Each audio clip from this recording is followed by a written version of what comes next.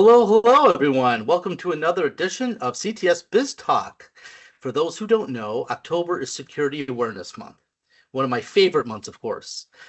October was officially established as Cybersecurity Awareness Month in 2004 through a joint effort by the U.S. Department of Homeland Security and the National Cybersecurity Alliance.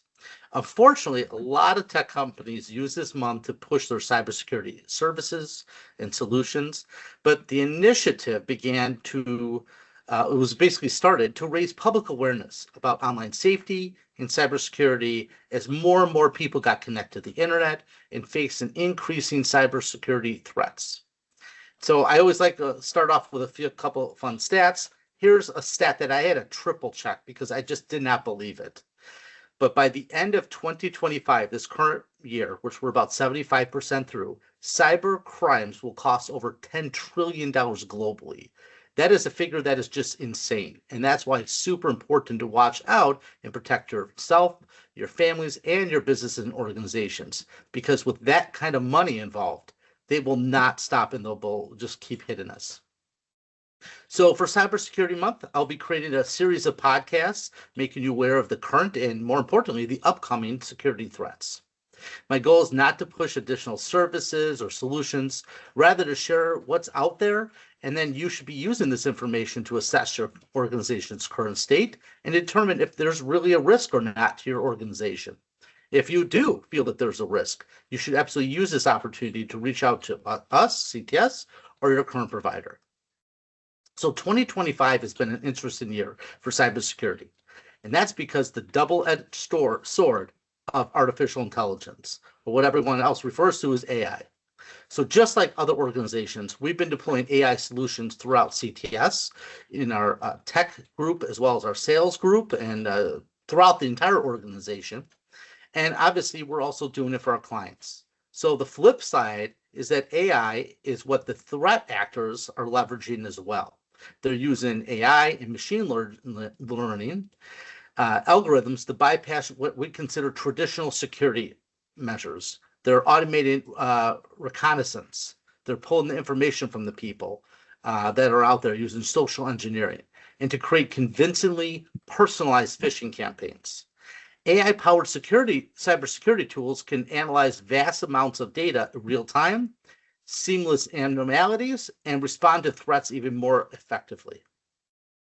So one of the big threats that have been out there that has been around for, I would say, at least 7 to 10 years is ransomware. And that has been a dominant threat for 2025, with attacks increasing about 10% over the previous year. This increase is due to the development of what we call ransomware as a service, which is something that as we've discussed in previous podcasts, is a very big threat. With ransomware as a service, ransomware groups are able to increase and expand their operations with minimal effort. They can also reduce the time needed to plan an attack. One of the largest concerns that we've seen this past year is credential theft. And luckily for our clients, we do have solutions, there's my short little plug, in place that could prevent this type of breach. The reality is that billions of credentials have been compromised this current year, and we're still seeing an increase, which is pretty alarming. This type of attack is where bad actors are stealing user credentials or passwords, utilizing various harvesting attacks such as a man-in-the-middle method, ransomware methods, or even pulling security tokens from someone's computer.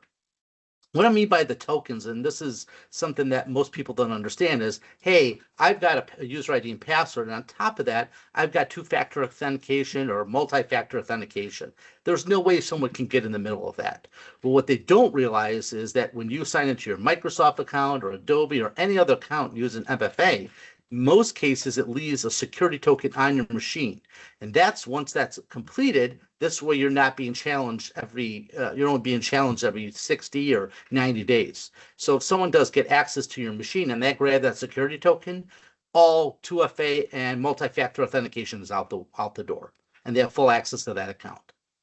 So we're about 75% through with 2025, so we're starting Q3. And so far, there's been about a 17% increase from 2024 in terms of vulnerabilities found. So what's a vulnerability? A vulnerability is an issue with a piece of software or hardware in which a hacker can take advantage of it. So I don't care who the vendor is, and I'm trying to pick on people, but you've got Microsoft, Oracle, you got Adobe, hardware, you've got HP, you've got Lenovo, Dell, and they all do their best to deliver a quality product out the door. But over time, they learn that there's pieces of code that is not done properly. And that's why they are constantly releasing security patches, firmware updates to protect you and your organizations from these vulnerabilities. Hackers are constantly finding these issues and these vulnerabilities and then using any means possible to exploit them. Another big thing, and this has been going on since COVID, is the rise of the remote workforce. So there's always been this global shift over the last 4 or 5 years, in which businesses are having their employees and contractors work from home rather than the office. Several of our clients have closed down their offices and they're 100% work from home, which is pretty cool. But this poses as a new threat, as we started to see during COVID, where people are working from home, which means that they don't have the cybersecurity benefits and protection that they would from a corporate firewall or network protection, as they would have in the office. So bad actors know this, and they are making this, and this is an extremely attractive target for attacks. So in looking into cybersecurity into 2026, the next major impact will be the advancement of quantum computing. For those not familiar, quantum computing is a new approach to calculation that uses principles of fundamental physics to solve complicated and complex problems very quickly. So that's a lot of garbly goop. So what does that mean to you? What it means is the number one challenge is data encryption. I mean, it changes everything. So for almost all of our organizations that we manage, including ourselves, we use encryption to protect our data. And in most cases, it would take years to crack that encryption. But with quantum computing, file and disk encryption can be hacked within minutes. And as time goes on, businesses should absolutely be adopting post-quantum cryptography earlier than later. So now that you know what the current and future threats look like, what should you do? You should be reaching out to your trusted IT partner and having those discussions to make sure that your organization is protected with all of the various vectors in which you could be attacked. So again, happy Cybersecurity Awareness Month.